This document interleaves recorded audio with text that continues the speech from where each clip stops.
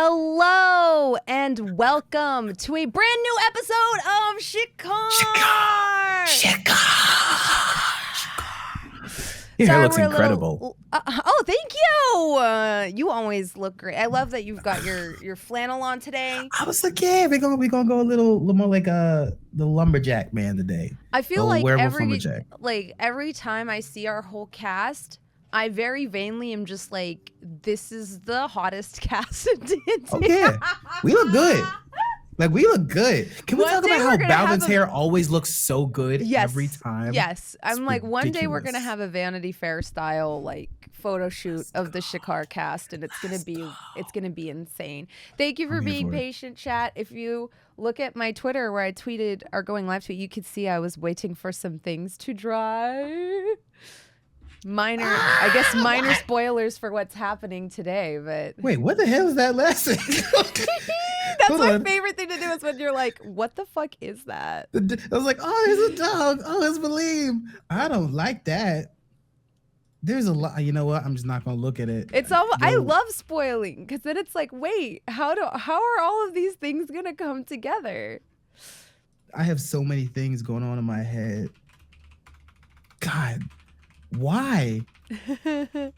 What have I done? All right, cool. I accept this. This is fine. This I'm so excited. Like tomorrow, the Coffin Run premieres. And now we have not one but 2 Dimension 20 DMs. Okay. On the cast of Shikar, like, are we the most goated cast ever, or what? I was thinking about this because you and I, Jasmine, technically have now both been Dimension 20 DMs and have done things related to Bram Stoker's Dracula. Because Shriek Week was Bram University. Yeah. Oh, I love us. I love us. We're just minorities making spooky shit, and it's so good. Yes. It's so good. Chat, thank you for joining us today. We're so excited to have you. Minor Kings and Minor Queens. Yo, I'm gonna change my handle to Minor Queen. I'm changing mine to Minor King. Let's do it. Let's do it. I mean, Sephi already changed hers to Pussy Quest, and I'm here for that. I got a message from Sephi, and all I saw was Pussy Quest on my phone, and I'm like, I don't know. I hadn't read that it was from Sephi yet, so I was like, Gabe, who messaged you? Who? And then I was like, okay, that makes way more sense. Speaking of, hi, Sephi! That's how I know our show is good, is when our cast shows up on our days off. That's how I know. That's true. It's like, you do that too, Gabe. I lurk. And you'll be like, I have to travel, and then I'll see you in the chat. I'm like, aren't you on vacation? You're like, what do you think I do on vacation? Yeah. I watch shows I like on vacation, so yes, I'm here. I remember the first week we did this, we all watched our rerun because we were so excited at how good the show was. Well, because I was like, yo, Balvin, what the fuck happened? He's like, man, we gotta talk. We gotta talk in game. Like, I don't know, we gotta talk. And Xander has the queerest little magic happy fairy tale adventures that I've ever seen for someone with so much PTSD as their character. Scorpio has so much shit he's gone through, but Xander's like, but how can I make it gayer? Yeah. What's also great is, like, for some reason our one-shots are always in Pride Month. As they should be. Yeah. This is like the anniversary of our level up one-shots. And last Pride, we were on the front page for Xander's one-shot, which I just think is... We've been playing for a year? Yeah. That's crazy, right? It doesn't feel like it. It doesn't feel like it. I agree. It doesn't feel like it. Oh my God. Feels like we've been playing for like 6 months, but... Oh my God, because yeah, we skipped some Wednesdays, but there's only 52 Wednesdays in the year. And we're on like episode 4. Oh gosh. Yeah. I guess time flies when you're having fun. That's true. I mean, I'm still here. This is legitimately my, like, this has doubled my longest running campaign easily. I think my longest running campaign before this was like 7 sessions, and I didn't play beyond that because It sucked. Yeah, this is the longest game I've ever run, and I'm still excited about it, which is crazy. Like, I still get super hype. I was like messaging the group chat being like, this set of one-shots is the best one-shots I've ever read. Like that, I still get that excited for this game. Good. Every Tuesday. I mean, it's your world. It's your world. And like, this is the coolest thing is that like,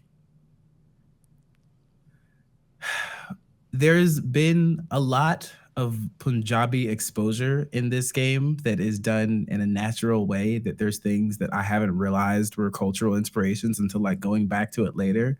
And I'm kind of just like, oh, cool. So my only experience with is something that is now tied to something that I have such a close relationship to with like role playing and stuff. So it's like easy and natural. And I don't remember what it was. I think I was listening to a musician who was doing mashups of Punjabi and reggae music, and I'm like, yo, this sounds like some Shikar shit. Fantastic.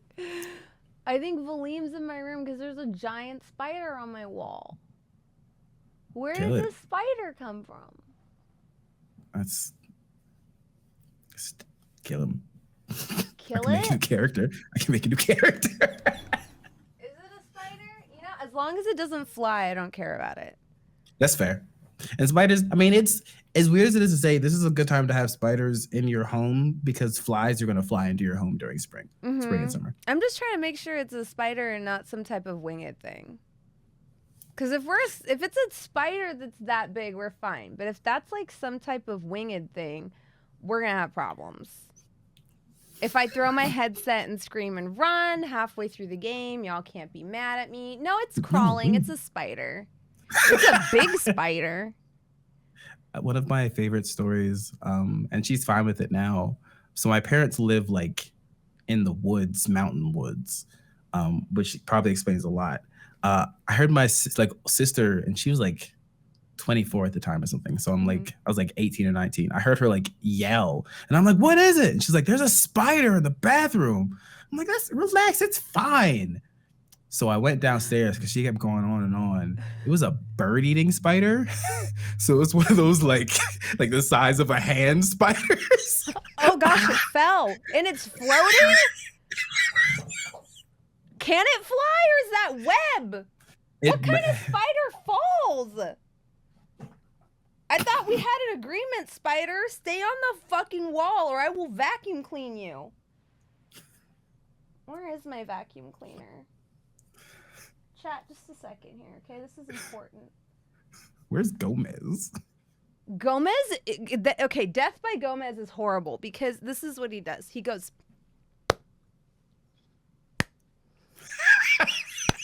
like 6 times until the thing has like no legs left. It's like... and he's like... and I'm like, can you kill it? And he's like, no. Eventually. No, I can't kill it. Because he has these like soft little paws.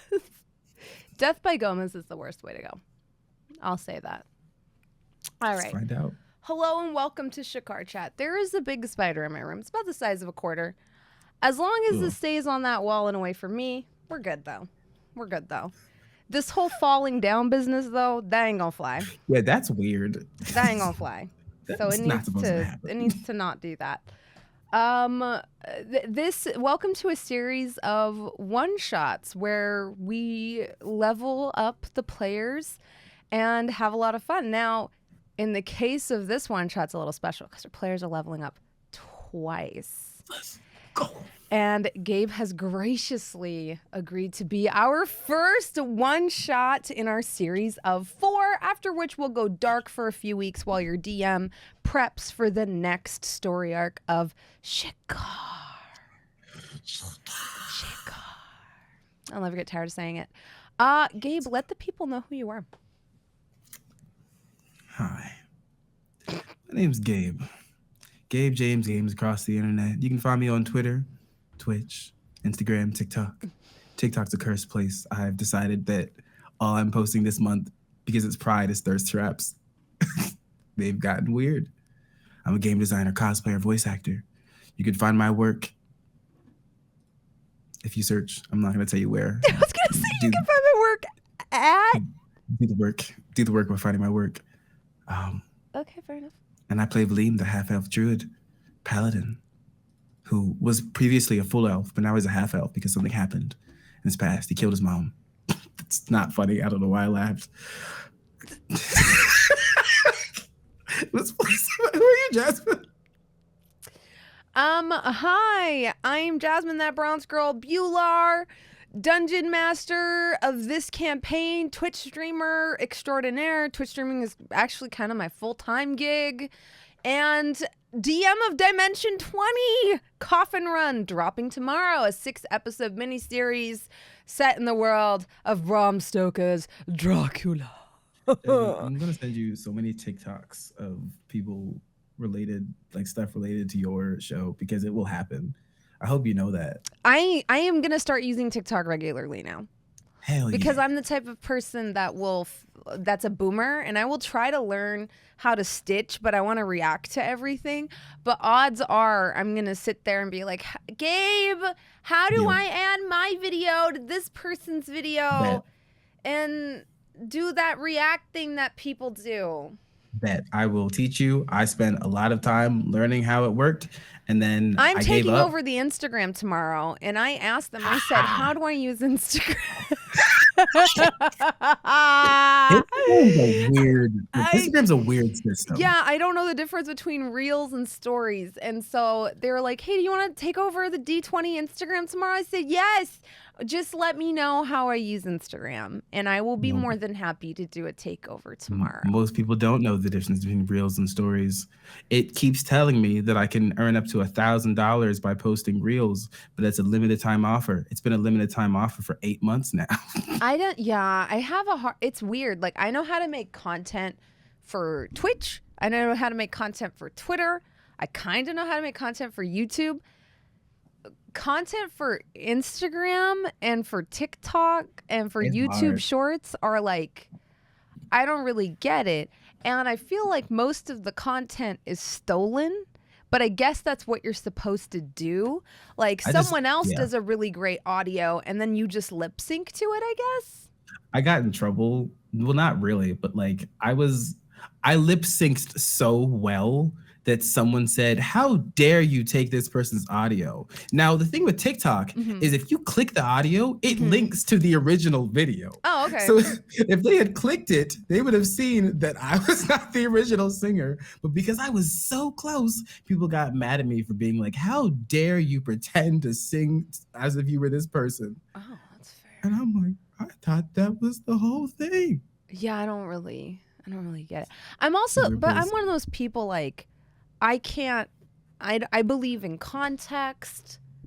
I'm like somebody that, you know, if someone's like, when they come in and they're like, what's your rating on this game? My chat knows. This is why I'm not a big streamer. I can't give an answer. I can't be like 3 out of 10. It's like, you're not a big streamer. We're on your channel right now. I'm just like, I have to give a detailed answer on like, well, I really like the art for this game and I like the game design. However, it's not the best optimized game. You know, like I have to give like a full answer. And one thing I've noticed about like people is they don't want that, which is why I think TikTok does so well. It's like, you need to give this food review in 10 seconds. You need to review this lipstick in 10 seconds. You need to review, you know, the Amber Heard and Johnny Depp case in 10 seconds. You're not supposed to have a discussion about it. You're supposed to be like, you know, and that's not me. I'm long-winded, as evidenced by our intros, chat, that are very long-winded. Whatever. I like you said, I'm not a streamer though, and we're streaming on your channel right now. I said I'm not a big streamer. I'm like a small streamer. Okay, crown host. Whatever. Valym was a crown host too. Yeah, yeah. Balvin's kind of like a, I don't know if he's here. I don't care if he's here. Balvin is a weird man because when we were first hanging out and I was like, I wonder when Balvin streams, I was going to bed at 2 a.m, Jasmine, and Balvin's stream went live. And then I'm like, that's weird. I also remember I woke up at 5 a.m. once and I was doing stuff. Half an hour later, Balvin's stream went live. And I'm like, what's happening? And this man, swear to God, I pop up in Balvin's stream. This man is like, okay, Drake. Okay, Drake. And I'm like, what is happening? It's 4 a.m. So I don't know who that man is. Balvin's vibes are pretty immaculate, not gonna lie. That's true. His hair is beautiful. It'll be like 4 a.m. in the morning, and he'll be just on his stream doing crazy shit, and I love it. Yeah. I love it. Just dunking on other streamers. That's true.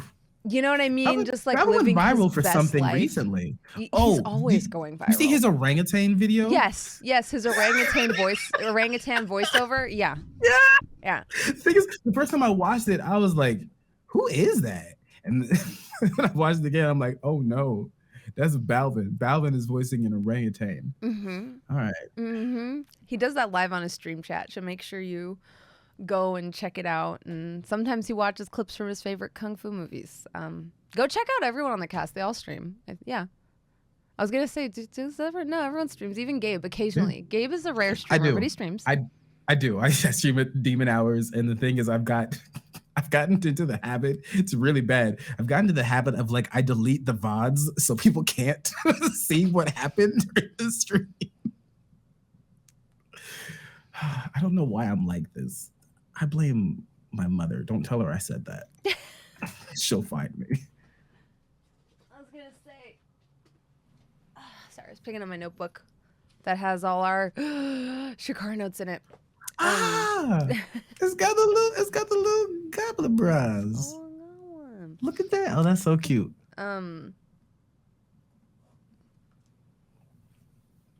Wait. Oh, okay. Sorry, I left a note for myself that I was like, "What the fuck does that mean?" That's worse that you asked that. But I understand it now. I understand. Why did I agree to? I should have gone first. I don't expect him to, but like, can you imagine how Ajax would feel if Valym died at some point today? He would be crushed. That man would have PTSD consistently. I have to show chat something before I forget. Continue your thought though. I don't like that she said I have to show chat something after Gabe's concept was, what if Valym dies? Look at her looking all gorgeous. Dying at level 7 would be so crushing. A few months ago, we did a fundraiser for the Malala Fund in honor of Athena's guest episode. And it took me a while to prep the prizes, but they're finally done. So winners, I'll be contacting you in Discord. And you get a very special signed print of our wonderful characters. It looks incredible. On really nice quality paper, if I may say so myself. So keep an eye out for that. I'll be signing each one of them and sending them out this week. Okay, you ready? Yeah, let's do it. All right.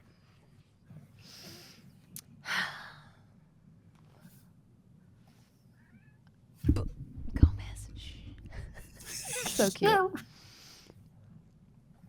We see a solitary half-elf druid wandering the tundra alone.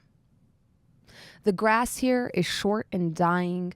The snow comes up to about your ankles, and the wind carries with it a bitter chill. Our half-elf has found himself on this pilgrimage to seek out a paladin and to hopefully, just a second, Gomez, what's wrong? Why are you crying?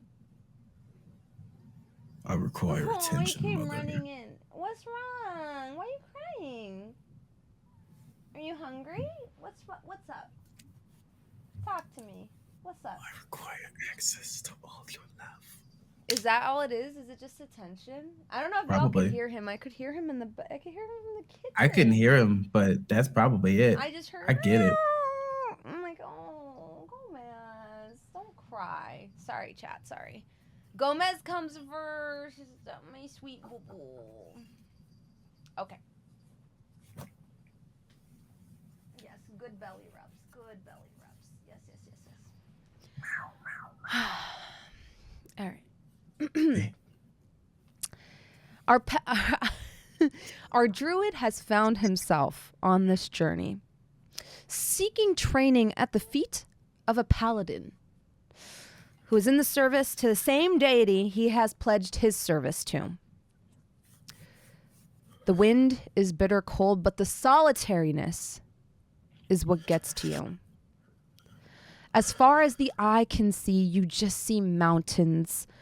Occasionally you see an avalanche with snow crashing down at Valym. And you've been on this journey north of Rook's Reach for about 4 weeks now. Oh my God.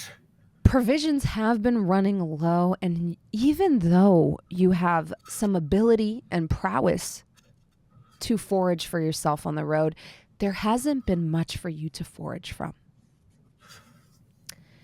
As you take another step, the wind howling around you, you hear something more troubling still. A loud crack, a shuddering groan, right underneath your feet.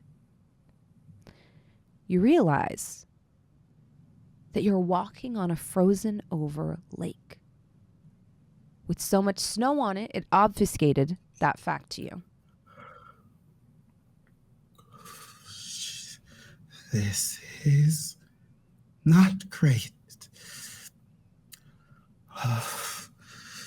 In the distance, you hear it, one call, then answered by another.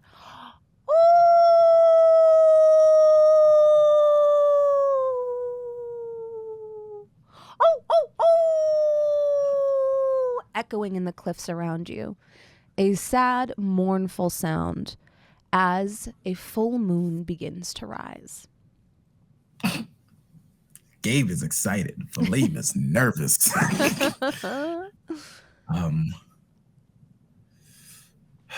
And this is the first time I've encountered like the howls on this journey, correct? Yes. Mm-hmm. Okay. Give me a nature check. Hell yeah. Oh my God. 24. Hi, baby boy.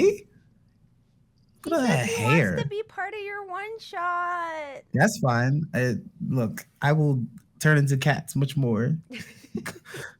Call me Valomez. Valomez. I know. He looks at me. It's like, you don't give me enough attention. You painted miniatures all day. You just knocked over my camera. It could be broken, Gomez. But I hope you're happy. He's like, listen. Look at his little paws. Don't you want to bite them? No. Is that a thing people do? No, I would never actually bite his paws. They just look. I don't mean like hard, but you want to nibble on them? Like, is that a thing that humans do? I want to. Chat, what do you think? Would you? Look how happy he looks right now. He is so content. I might have to spend the rest of the stream like this. Okay. I don't see it. I mean, that seems like more of an issue for you. I get the good view. I get bronze and cat. Like this is a good Tuesday for Gabe.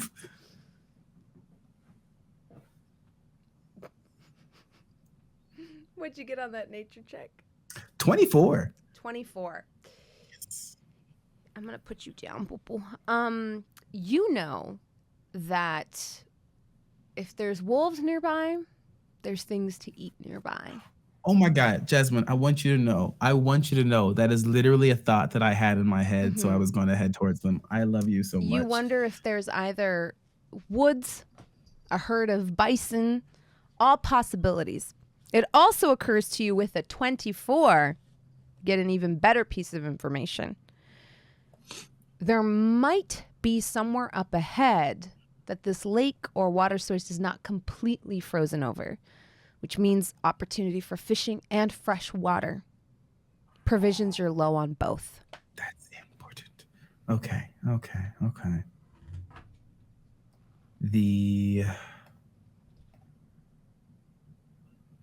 the smart choice is to try to change my weight. So I'm going to take my horned owl totem, close my eyes, and then try to shift into that of a great horned owl. Sweet. And I rolled a 6, so the totem does not break. Sweet. Perfect. So I shift into a great horned owl and then start flying in the direction of the howls. Amazing. Eyes on a rotation. Give me a perception check. Hell yes. Oh my God, let's go. 25. Yeah, even as the snow begins to fall in a flurry around you, almost threatening to obscure your vision, you still see it.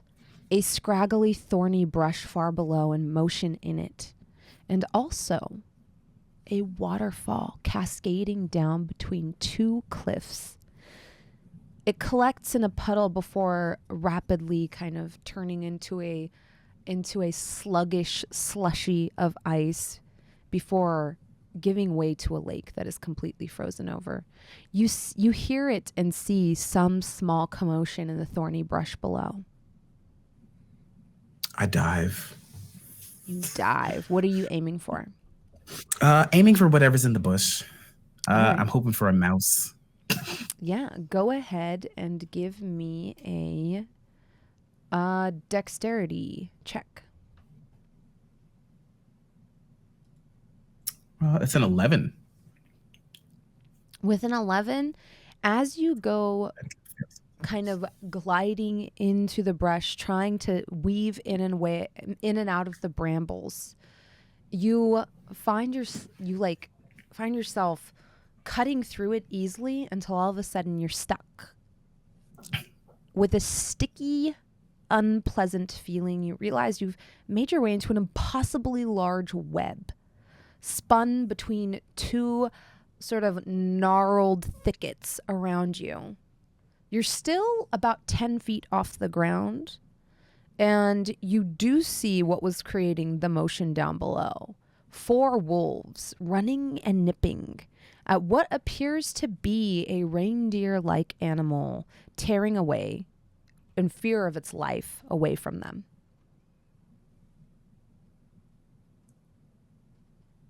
Oh, damn. Should I help the reindeer? I gotta get out of this web. How far are the creatures? Because you spotted them so quickly, they're on the ground. And you're kind of above them, but they're maybe 15 feet away from you. Okay. I'm gonna turn back into Valym. Is my weight still, I'm not so heavy that I fall out of the web, am I? No. Either is fine. Okay. Am I able to move an arm? Yes. Okay. Because of your shape-shifting, you are able to kind of wrest yourself kind of free, if that makes sense. Yes. The way I envision it is your weight doesn't allow you to break free, but it does allow you to create a sort of sag in the web. That makes so you're sense. Probably hanging by your feet or by some of your ankles or legs, and the web is threatening to snap, but still holding you. Okay, so then I'm going, and there's 4 wolves. Yes. Valym puts his arm forward, and then 4 spheres of fire start rotating around it. And he's going to say in Sylvan, ignition, and I'm going to cast Scorching Ray at 3rd level, so that I can shoot 4 rays of fire, and I'm going to shoot 1 at each wolf. Cool. So then first is a 17 to hit. That hits. 20 total. Oh my God. 21. Oh my God. That hits. I feel like Ajax. No one will ever believe me. 24. Yeah, all 4 hit.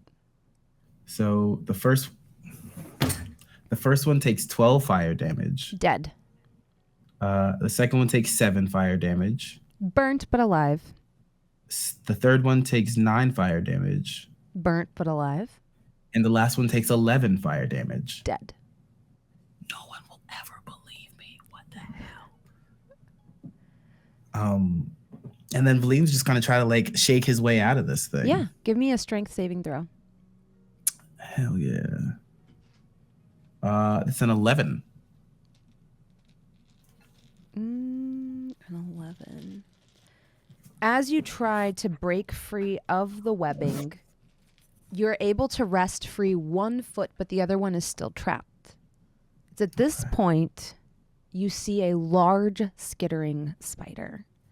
It's woolly in nature, with only 6 eyes on its head, and it clacks its pincers at you menacingly. Let me see here. Did a wisdom check and it passed. But seeing the very injured wolf down below, now limping with only 2 hit points, it drops down on the easier prey. You see it very deftly grab it in its spinnerets, spitting web on it and deftly sort of stabbing it with its poisonous stinger on the back of its large, woolly, fuzzy bottom. And before you know it, the wolf is wrapped up in the web next to you. It is bad. Okay,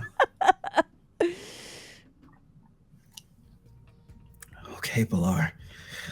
I think we need to get out of this. And so I'm going to summon my wildfire spirit. And the prime reason that I wanted to do that is a burst of flame going out 10 feet erupts where I summon Bhullar. And I'm going to summon Bhullar like right on top of me. And I am immune to that damage, but the burst of like 2d6 fire damage goes out to anything within 10 feet of me. Okay. So how close are the wolf and spider at that point? They would be like 5 feet away from you in the web, so it would hit both of them. So then they each take a dex save for 15. Okay. The wolf is incapacitated, so it automatically fails, and the spider fails as well. So that is 8 points of fire damage. 8 points of fire damage. The spider wheels back as its woolly hair kind of catches on fire a bit, but it still is alive. However, the fire would set the web ablaze, so you fall several feet to the ground. Hell yeah. Taking 5 bludgeoning damage as you land unceremoniously on your shoulders, sparing your head somewhat. Worth it. As you look up now, the reindeer is several feet away, and the last wolf has turned tail and fled, seeing that most of its hunting party has been dispatched easily. The spider above is using its mandibles to try to put out the flame that has kind of begun to spread along its wool and has no interest in you anymore. You're too much work. You're like lobster. That's so fair. That's why we pay money to have other people do it. Valym is not a Western American elf. So his dietary restrictions are very different, especially culturally. Valym is going to pick up Valym is going to cast Speak with Animals so he can speak to the elk, but he's going to pick up one of the wolves and probably plan to eat that, actually. You cast Speak with Animals. You see the reindeer nearby. Instead of having 2 antlers on its head, it actually has 4, kind of nestled around it like a giant crown. And its eyes glimmer with a pale amber glow. You're not an animal, are you? What do you say to it? Are you injured? Do you need healing? No, I'm okay.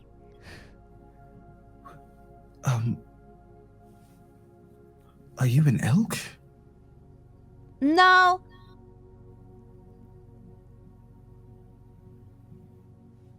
What are you? I'm a tundra reindeer. Oh, a tundra reindeer. I've never seen a creature like you before. Well, there's not that many of us left. Oh. Thank you for helping me. No, I'm glad to. The wolves are abundant this time of year. Where do you have a safe place you can go? Oh, yes. They tore a hole in my enclosure. And I had to flee. I got separated from the others. Do you know your way back? I'll help you repair your enclosure. I'm not so worried about food anymore. And he looks over to the wolf that he's carrying. Actually, I'm gonna grab the other one too. I need a jacket. You gather up both the wolves.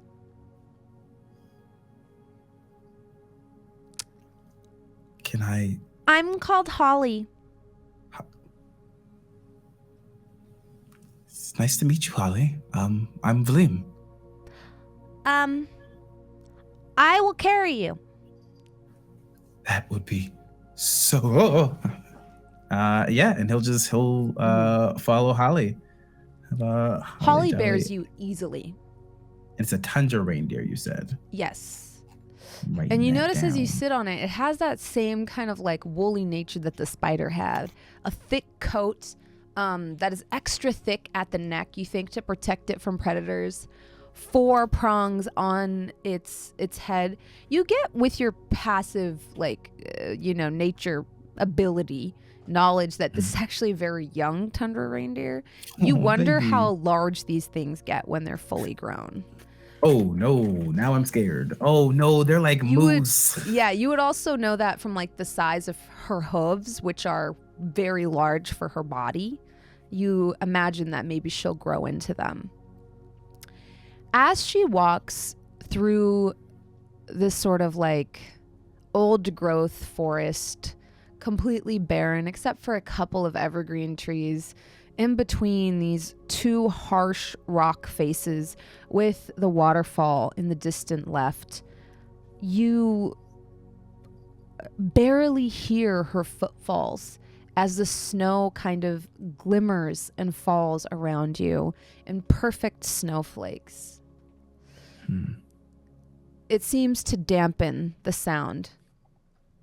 And as she leads you through this sort of sacred place, you see it in the distance. A dim light from what looks to be a strange tower. It feels warm, like a beacon of hope in the distance.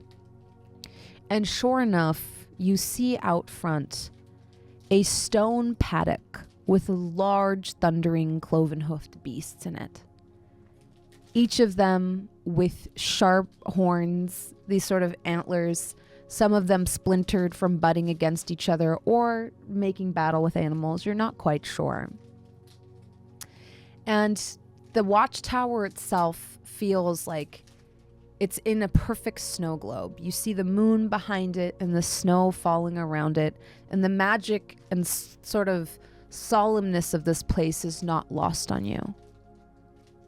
You even smell the blood of your 2 fresh kills on your side, kind of slumped over the top of this reindeer's massive back.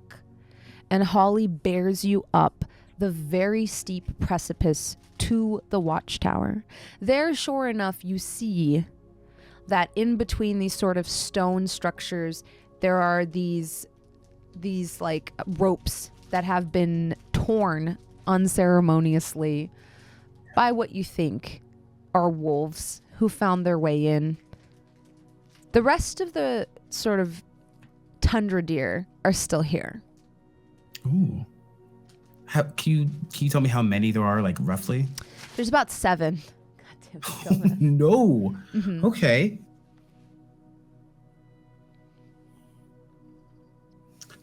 Holly, is this your family? Is this your group? Yep. Hi, Pop. You see a very large, grizzled reindeer with, like, the tufts around its neck are especially long, and they're actually braided. Hello, sir. You've brought back Holly to us. Yes, Our thanks. It paws at the ground appreciatively. Is there anything I can do to help while I'm here? I am a man of creatures and nature. It is something important to me. As you say this, you hear the front door to the watchtower open, and out steps a man. He has purple skin lined like a well-loved map or well-used map. Both of his horns have been carefully cut off, maybe after splintering them too many times in battle. And this tall, very built tiefling in what looks to be kind of the undergarments of armor, so in a gambeson and pajama pants and a hat with like a tufty at the end of it, comes out. Well, hello there. Are you? And then I pull out from inside of my robes my necklace of Sahiba. The one that was made for me by that blacksmith. A pupil after so long. Oh, praise be. Welcome. And you can talk to animals. For a moment there, I thought maybe you'd gone daffy from hypothermia. Welcome. I am Victoroon, proud Pal-adin of Sahiba. Victoroon, how long have you been here? Oh, well, quite some time, actually. Yes. It's been quite a long time since I've had a student. Sahiba doesn't send them to me that often anymore, I guess. We are trying to reinstate her name. I don't think he's coming here, but there is actually another who believes in her, another who follows her, and her name has been spreading. Even, I'm not sure about that, but possibly in the future. Another believer, another follower. She had mentioned to me that maybe she would send someone my way. There are some of us, a handful. But if she chose me to be your teacher, well, then you must be a very special person indeed. Welcome. What was your name again? Valym. Welcome. I kneel in the snow. He like immediately like rushes over and kind of like lifts you up, or like, pats you on the shoulder. Oh, no need to stand on pomp and circumstance. Oh, all right. We're a little bit unofficial around here. Welcome to Darkhan. Darkhan. Oh, hell, Jasmine, that sounds dope as hell and scary as fuck. This is the watchtower. And I suppose it'll be your home for a while. Thank you for bringing back Holly. Oh, so you know of the tundra reindeer? Oh, yes, I keep them here. Oh, okay. They're useful creatures. How did the wolves get to them? I'm not quite sure. I think they tore through the enclosure while I was out and about. That sounds like what Holly said, actually. That makes sense. I was just getting ready to go out after them. You see, normally they're protected by, well, a friend of mine. But in this case, I had to take him with me. Who? His name is here somewhere. is it a friend of yours? And when you say a friend of yours, is it more of a friend that is a person or a friend that is like a animal or something? Mutton! As he says this, you see a large dog with two, like, upstanding ears and beautiful burnished armor come out of the house. That's who the mini was. Mutton! Yes. This is Mutton. He pats him on the head, scratches him behind the ears. Mutton is also a paladin of Sahiba. What? Yes. Is that true, Mutton? Oh yeah, you still speak with animals up. You hear Mutton's voice, and he says to you, "Verily, 'tis true. I find myself in the service of our great war deity." That dog is a badass. Oh yes, Mutton and I have been on many adventures. Although my love of Mutton has sort of got me into a bit of a predicament. You see, I sort of named him as my successor to the keeper of the watchtower after my passing, and my pupils were very unhappy with that, which is why our order went from having 15 members to just one. But you know what, honestly, Mutton's worth it.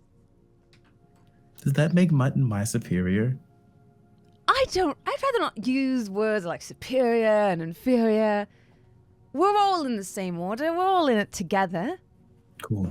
All right. I like this.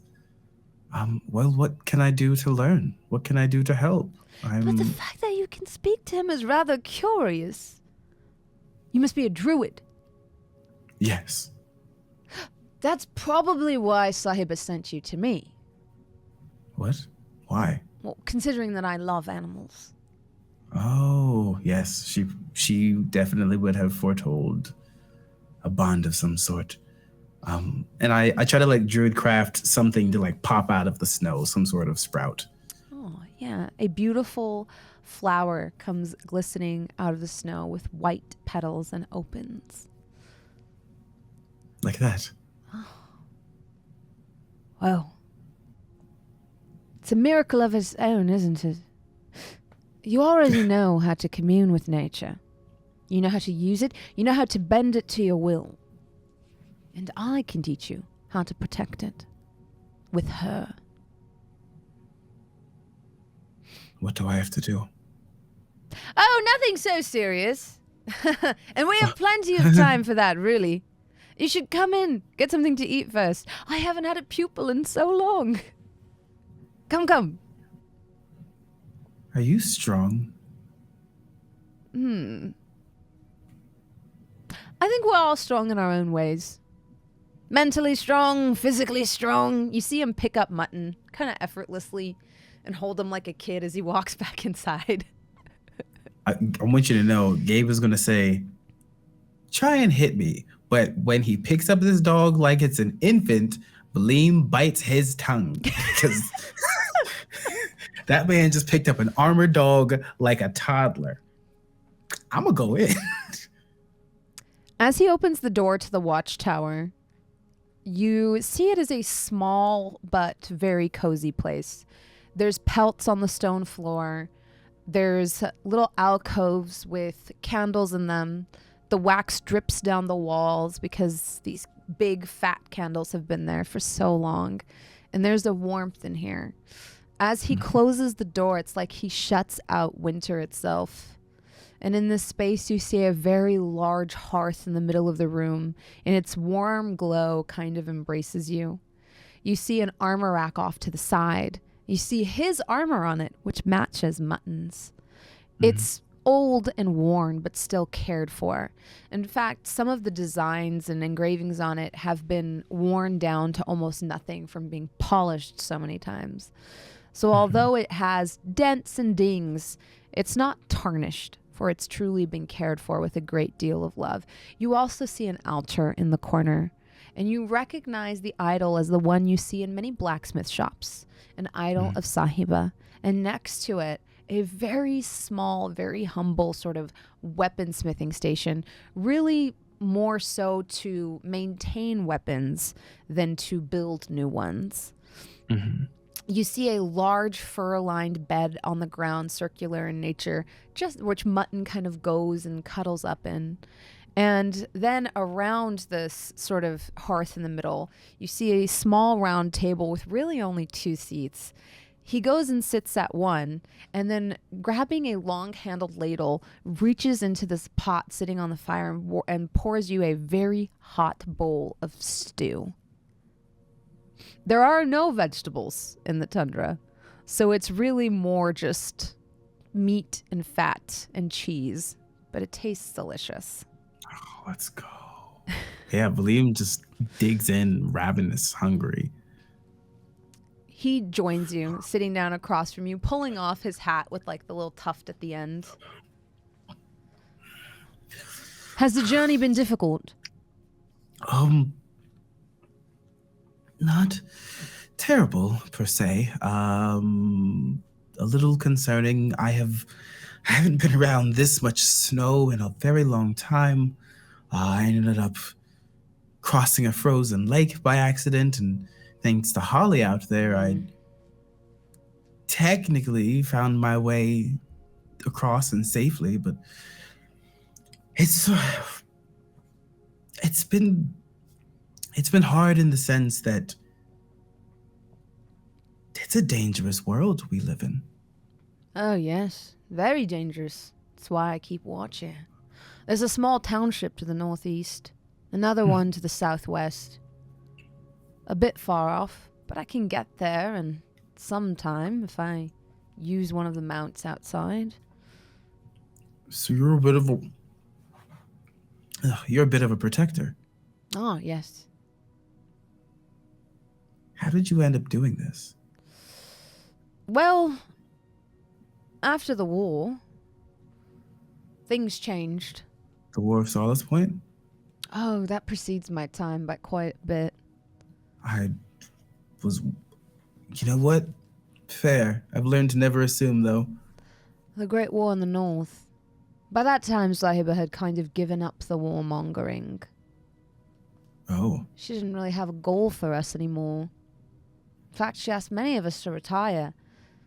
She said if we all ceased to believe in her, then maybe she would cease to exist. It's hard to give up, though. She was such a big part of our lives. So we split off into a few orders, and I formed the Order of the Watch. And here, we keep watch. For your rights. The world is a cruel place, but here, a bit crueler than other places. But isn't it beautiful? It's a testament to... Well, I guess I don't really know what.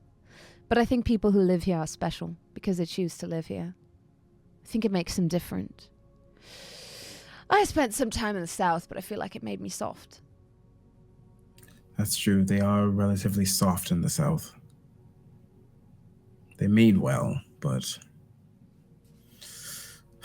I have seen more than I would like to some days. Here, we spend so much time surviving, we don't really have time to fight each other. For a bunch of paladins who were tired of war, it made sense. Are you a good fighter? I'm a good protector. And naturally, I guess that does make me a good fighter. Like Mutton. At this Mutton goes... and you see like a giant maw full of teeth. How does Mutton fight? Well, you're a druid. I'm sure he fights much like you. There's like a look at Mutton of respect and slight fear. Like this is a dog who calls the power of a god, and like everyone's just fine with that. Incredibly scary. So how do I start? Well, come with me. He like kind of takes the stew out of your hand and leads you to a ladder that goes up. He climbs up it first. But you Ajax doesn't have to exercise. Please starts climbing. As you reach the top of the ladder, he opens up a hatch, and outside you see smoke rising behind you from like a chimney, and realize this is where it all lets out. And you find yourself on a balcony with like a roof atop you. The wind here is cold, and you see the snow falling around you on this sort of like this watchtower's balcony. And you see around you snow mountains and some treetops scattered across the distance as far as you can see.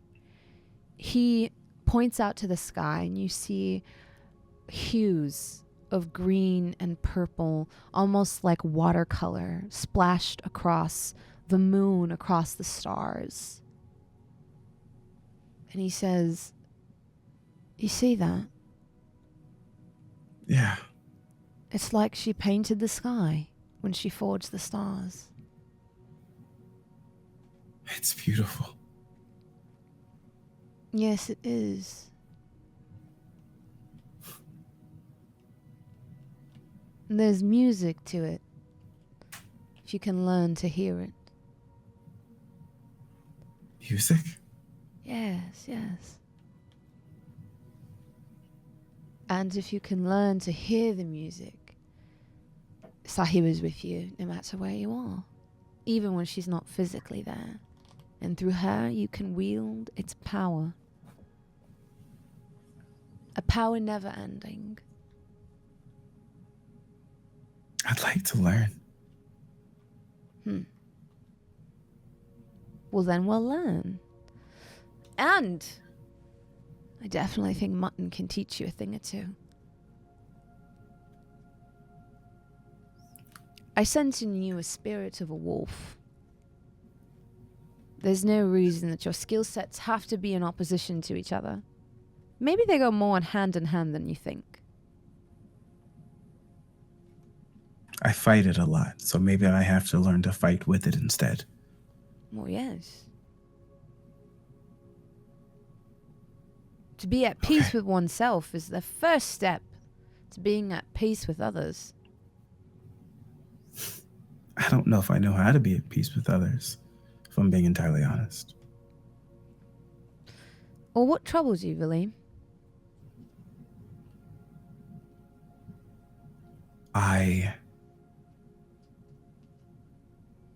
worry that I spend too much time trying to protect others and not enough time trying to do what I believe.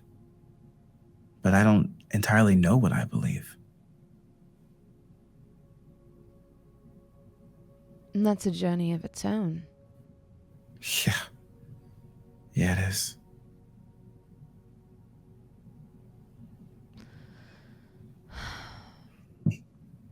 I've never thought about that out loud, though. It's nice to put it into words. Well, yes. It's lightning. One's burden to share with another. I've just met you and I'm already oversharing. I'm sorry, Tarun. Oh, don't apologize. I don't get many guests up here.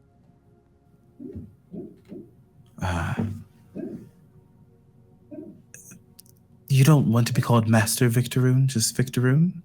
You call me Victor, for short. Victor. Mutton.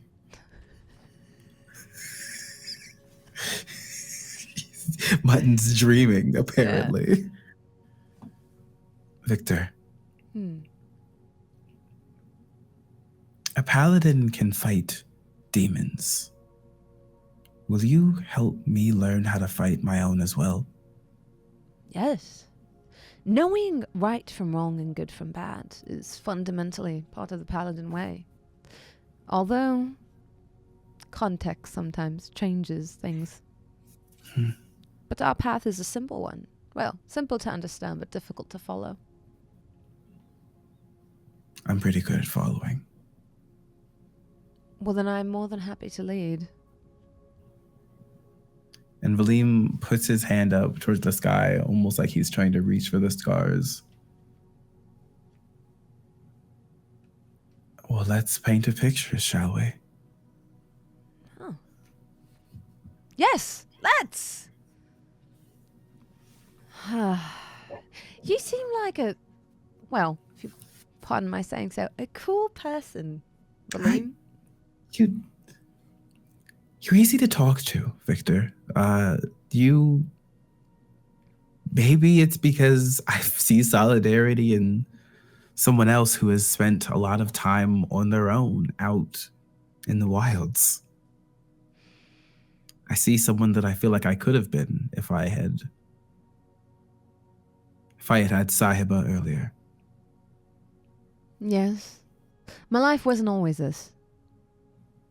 I've been through my own fair shares of struggles and strife. But this solitude is well earned. The solitude is something that you earn once you pay your debt to the people you owe. And I owed Sahiba a lot. And I owed the fellow brothers in my order a lot. My ability to retire to this watch here was after I paid my dues to those that served with me. That makes sense to me. I understand that, actually. Good. I'm glad. That was your first lesson. A+. Oh, you know what? This Pal-adin thing might not be so... It's really not horrible at all, really. I wasn't going to say it, but yeah, that's what I was thinking. Have you ever fought? Have you fought monsters before? Oh yes. That's part of the reason this tower is here. What? Yes, there was a great centaur to the east. Part of a village of them. This one had a great relationship with the natural world. An arc druid he was. But some strange illness took hold in his village, and as the village suffered, his obsession with unlocking the secrets of herbology consumed him. He found himself obsessed with the nature of growth and regrowth. And, well, he roams the valley still. Sort of. He turned into this horrible undead creature that no one could quite slay.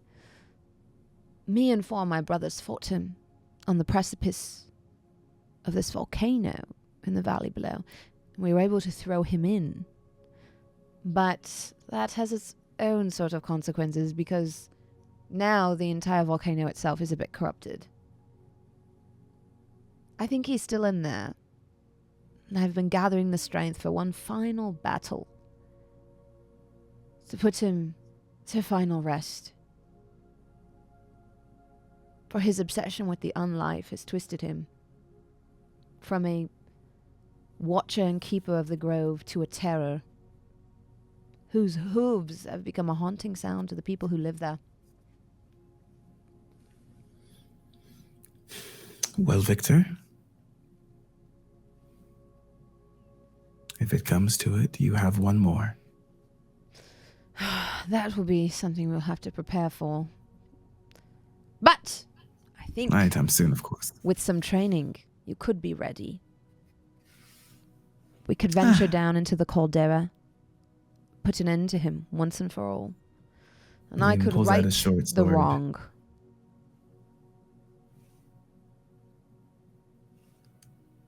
He tosses his short sword out and then grabs it as it comes back. You just tell me when I'm ready. I'm very proud of it, actually.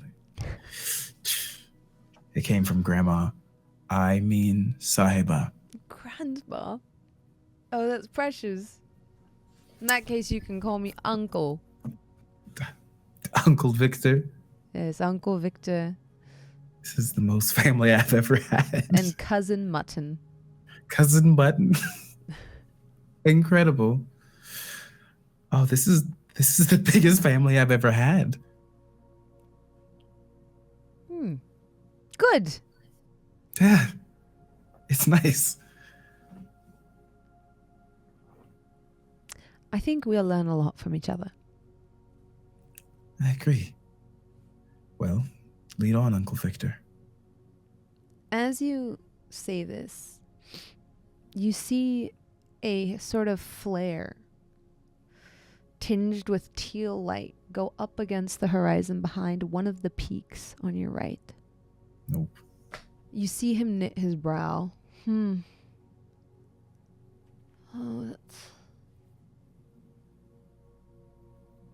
that's rather troublesome. What is it, Victor? Oh, well,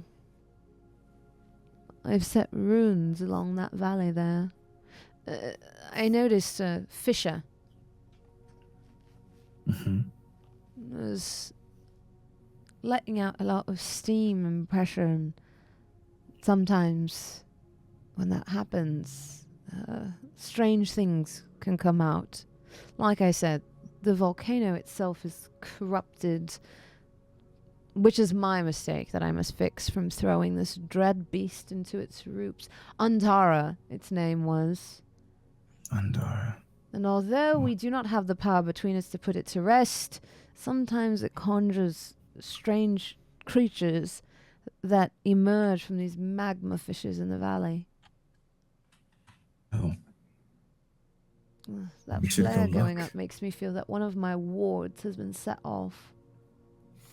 We should make our way there, post-haste. Lead the way. Yes, there's quite a bit for you to learn now. And you see him like kind of head down the ladder again, excitedly. Well, I like learning hands-on. And I'm basically attached to the hip. I'm trying to keep as close as I am. As he hits the bottom of the ladder, he immediately starts putting on the many pieces of his armor. Each one, he like sort of has this like little ball attached to a stick with like this like anointed oil in it. And he like shakes it on each piece as he like puts it on and fastens it with its 17 like leather straps and buckles. And he's like, yes, we have to be careful. There's these strange magma beasts that have been emerging in sort of pressurized zones. Now, the air there can be a bit difficult to pass, but, you know, I think that as long as you, as he puts on his boots, sort of ward yourself against it, you should be okay. Tell me, do you know how to cure poison yet? What? I'll teach you. It's one of Sahiba's tricks, you know. She lays us on her hands and lifts us up to the stars if we allow her to. Do you mind helping me with my gauntlet there? Oh, no, gladly. How is it that she can fix our poisons, but she can't fix her sciatica? Well, some of that is... Our abilities work on mortals a lot better than they work on deities. Oh, that makes sense. Unfortunately, we can't undo the sort of constant march of time. That would render us as bad as that horrible, wretched abomination in the caldera. Oh, that's true. Oh, okay. You can cure poisons? Oh, yes. And lots of diseases. Oh. Here, he hands you a tome. And it's like Sahiba's Guide to Battlefield Emergency Medicine. Go over that. That's your homework. I'll be quizzing you on it in a couple days. He goes over to like a beautiful cabinet that has like a lattice work engraved into the front of it, so you can kind of see what's inside. He throws it open and pulls out 2 water skins, tosses you one. All right, there you go. Oh, rations in case there's a blizzard. Oh, a tent. You're going to need that. Flint and tinder box. When you venture out while you're out here, Valym, you have to make sure, because sometimes a one-day trip turns into a week. With whiteout conditions, it's very easy to lose your way out there.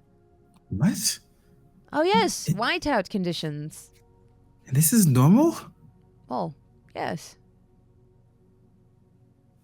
All right, I'll trust your judgment. Whatever you think we need.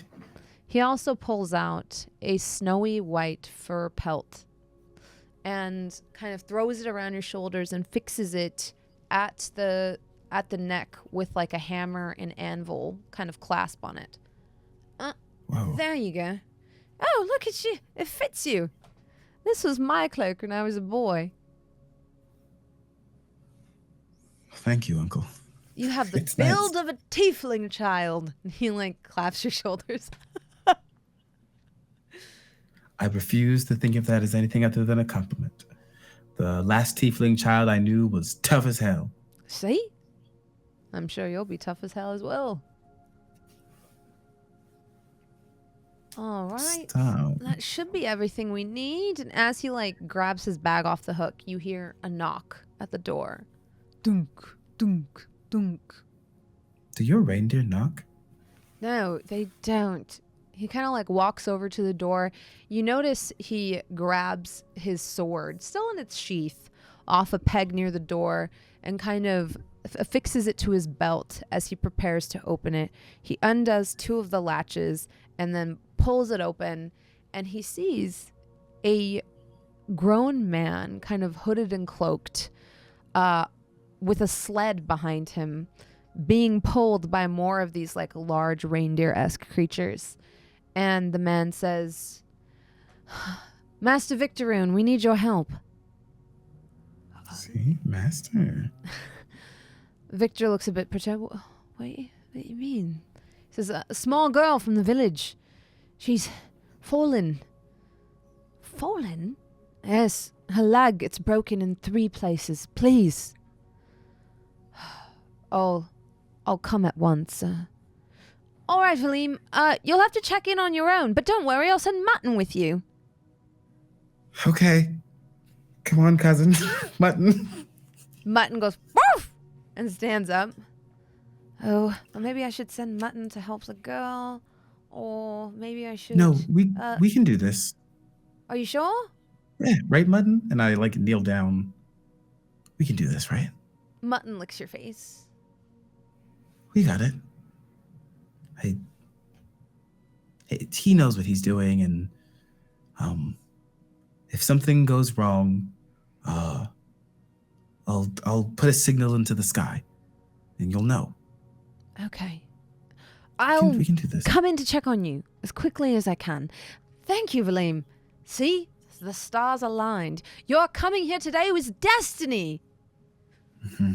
Otherwise, I would have had to pick. And you see him like grab an impossibly large pack and put it on his back. I'll let you take Holly, since you've already got a pretty good relationship with her. And I'll take Pop Pop. And, Oh, his name is actually Pop Pop. It's not just the father. Oh, no. His name is just Pop Pop. Oh. God, reindeer dynamics are so strange. They're very lucky, like just useful creatures. I'm very lucky to have them. Plus, probably mutual. Great cheese, honestly. What? Yes, you had some of it in your stew. Don't tell me you never had reindeer milk. I didn't. I was so hungry I didn't think about where it came from. Well, no worry. Okay. Holly's there. There's a saddle and a bridle and a shed around the back. Pop, pop! And he puts his fingers in his mouth and whistles. Pop, pop comes over and has like this sort of small skiff already like hitched to him. Like he already knew. Dope. He's like slipped his head underneath the sort of fittings, and you see Victoroon go over and like tighten them since obviously he couldn't do that himself, he doesn't have hands.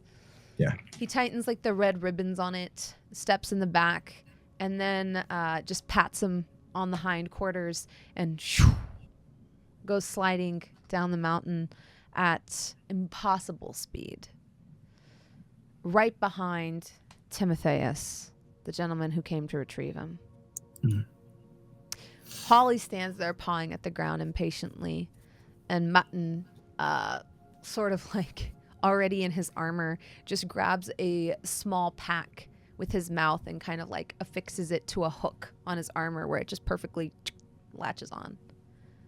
And Victor basically set up a pack for me already, correct? Mm-hmm. Yeah. Cool. I'm going to grab my pack, put it on my back. All right, Mutton.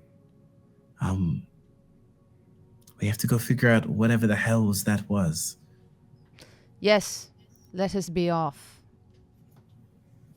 I will be relying on you and your experience. Dost thou not know the way? Thou dost not. Then I shall lead thee. Thank you, my liege.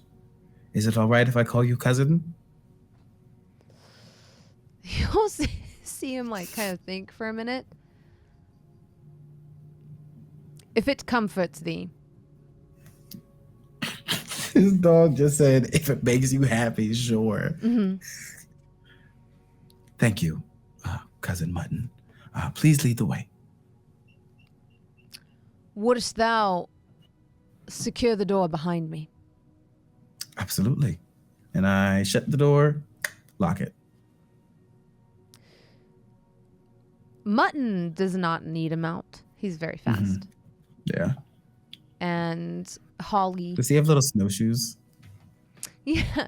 He has like armored plates that come all the way down to his feet. And then he has like almost like little leather moccasin style shoes to protect his paws from frostbite. I love this so much. Yeah. He's kind of like a little husky type of dog. Hell yes. But he's rather large. Hell yeah. It's not really the size of a normal husky. He would be like a dire husky. That's scary as hell. I hope you know. I'm here for every second of that. You are able to get on Holly pretty easily. You've already forged this friendship. Mm-hmm. And she takes off down the mountain after Mutton. Mutton makes really fast speed. You notice he stops here and there to like sniff and track, and occasionally checks the sky. The sort of like arcane flare that went off is no longer there. Mm-hmm. But you see him like sniff at something imperceivable to you. Maybe in your wolf form you'd be able to smell it, and lead you down towards a sort of like narrow gully in between two mountains. Here you actually see some of the way has been cleared with a shovel. Mm-hmm. And the paths diverge. One goes off to the left in the sort of rough direction you saw Victoroon go, and the other goes right, deeper into this valley. The snow is still falling, and you think the effort that's been made to clear this area will be undone relatively soon. Mutton pads off in that direction, and you travel for what must be a few hours before you feel the air kind of thicken with humidity, and you smell sulfur ahead of you. And there's still like snow and ice around. Yes. Okay. At this point, you do see in the distance the smokestacks of what could be like some sort of volcanic activity, but like in a valley below you. So you can't really see a volcano so much as you see smoke rising in the distance. You think you might be at a higher altitude to it. Wow. Wild. Okay. I think we're getting close. Keep your eyes out. Oh, yes. We've reached the apex. 'Tis the crown. Mutton, have you ever fought one of the volcanic creatures? Aye. Is there anything I need to look out for?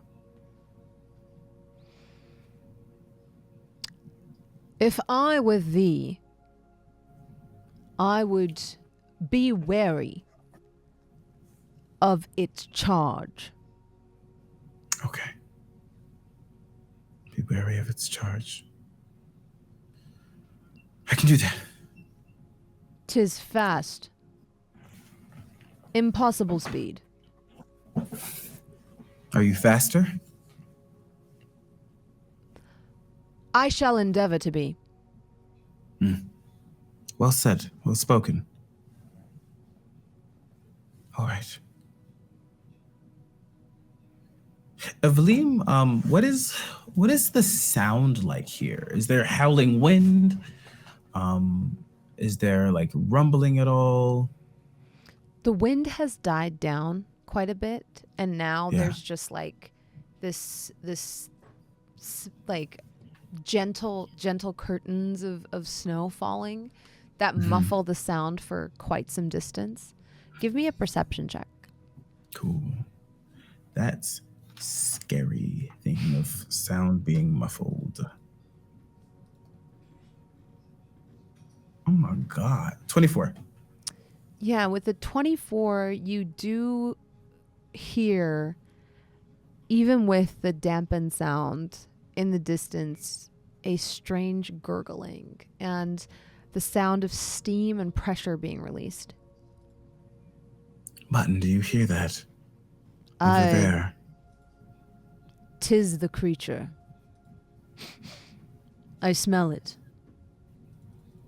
A foul figment of Hantera's will.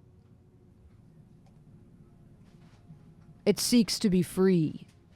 It conjures demons so that they may set about carrying out their machinations for his release from the caldera. Well, we should do something about it before it gets any worse. Aye, lest the scourge be set free. We must This prevent must that. not come to pass. Valym pulls out his short bow. Well, I don't know if it knows we're here yet, but that's a good thing, and we have that advantage. He sniffs the air again. Let's see what he rolls.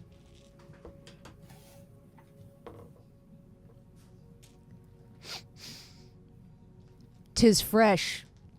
It has not yet taken shape. The foul demon's will has not yet fully formed. In our endeavor, we may be successful if we are to strike quickly." Then let us strike. Aye. And Valym is going to pull out like a 15 episode reference, the 10 splinter arrows that he bought from, I think, Aunt Hoodwinkle? Ah, yes. I don't know what they do, but I don't feel like... They do extra bleed damage, I believe. Okay, that makes sense. I think Valym would rather fight monsters with things that would do like bleed than shooting them into people. So this is the moment. Yeah. They're kind of like hollow points. They splinter upon impact and cause bleed damage. Horrifying. Hell yes. As you prepare for battle, Mutton says to you, he like kind of presses his head to the back of your leg, and he says, he like closes his eyes and says, "Praise be to our Lord and Goddess Sahiba. May she guide your every strike. May her hand protect you. And shall thee come to harm, may your soul live forever in her forge, to be rendered into a star and reign eternal upon the earth as her light. And shall thee be delivered from evil? Amen. Amen. And he casts bless on you. Hey! Mutton, have you ever met Our Lady Sahiba? Aye. 'Twas she that rescued me as a pup. Oh, that's very sweet, actually. And henceforth I have sworn myself into her service. God, that makes so much more sense. Are you ready? Aye. Then let us be swift. So you get a D4 to add to your saves and attack rolls with the bless. Oh, yes. As you are now blessed with Sahiba's sort of Blessing? Blessing.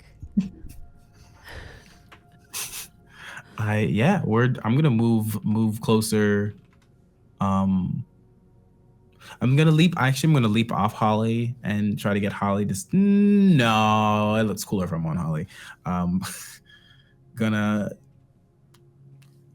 charge that direction and then try to get off a shot as soon as I'm within like the 80 feet.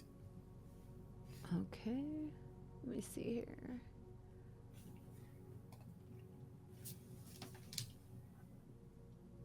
Dun, dun, dun.